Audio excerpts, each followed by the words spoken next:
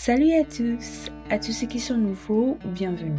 Et à tous ceux qui reviennent, content de vous revoir. Dans la vidéo précédente, nous avons appris ce que signifie être véritablement en connexion divine avec Dieu. Aujourd'hui, nous allons poursuivre et voir comment cette connexion se crée entre une personne et Dieu, mais aussi qui devrait ou ne devrait pas en faire partie. Alors, sans perdre trop de temps, entrons dans le vif du sujet. Pour la lecture d'aujourd'hui, lisons dans l'Évangile selon Jean, le chapitre 10, du 1er au 4e verset, qui dit « En vérité, je vous le dis, celui qui n'entre pas par la porte dans la bergerie, mais qui y monte par ailleurs, est un voleur et un brigand. Mais celui qui entre par la porte est le berger des brebis. Le portier lui ouvre et les brebis entendent sa voix. Il appelle par leur nom les brebis qui lui appartiennent et il les conduit dehors. Lorsqu'il a fait sortir toutes ses propres brebis, il marche devant elles et les brebis le suivent parce qu'elles connaissent sa voix. Amen.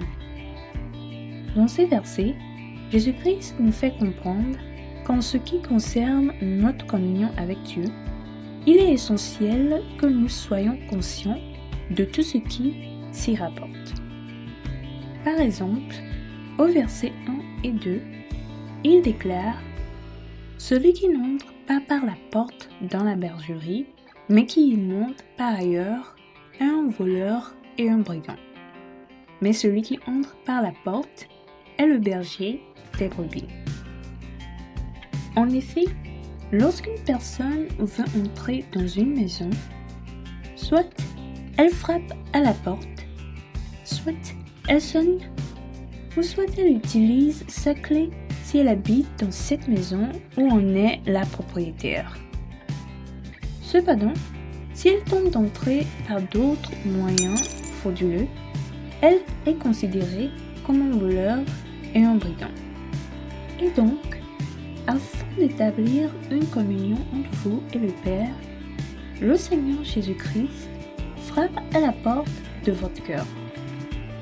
Si vous lui ouvrez votre cœur en l'acceptant comme votre Seigneur et Sauveur personnel, il établit une connexion céleste et spirituelle entre vous et Dieu. Cependant, les mauvais esprits tenteront de s'immiscer dans cette connexion, non pas en frappant à la porte de votre cœur, mais en essayant d'entrer par vos pensées et vos sens. Et comme leur objectif est de voler, détruire et tuer, si malheureusement vous manquez de discernement et que vous commencez à succomber à leur voix et à leur révélation, vous serez confus et souffrirez énormément spirituellement, mentalement et physiquement.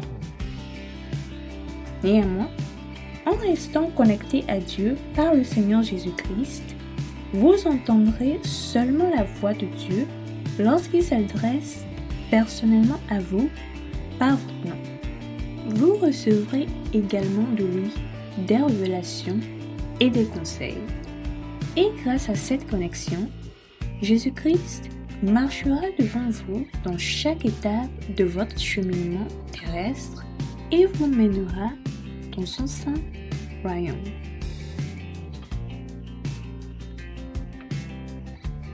Bien-aimé en Christ, le Seigneur Jésus-Christ, le bon berger, frappe à la porte de votre cœur. Le laisserez-vous entrer? Si oui, sachez qu'il établira une connexion entre vous et le Père.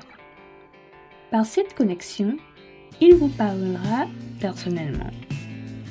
Si vous cultivez l'esprit de discernement et que vous ne laissez pas entrer dans votre connexion avec lui les voleurs et les brigands, vous prospérerez sur le chemin qu'il a tracé pour vous.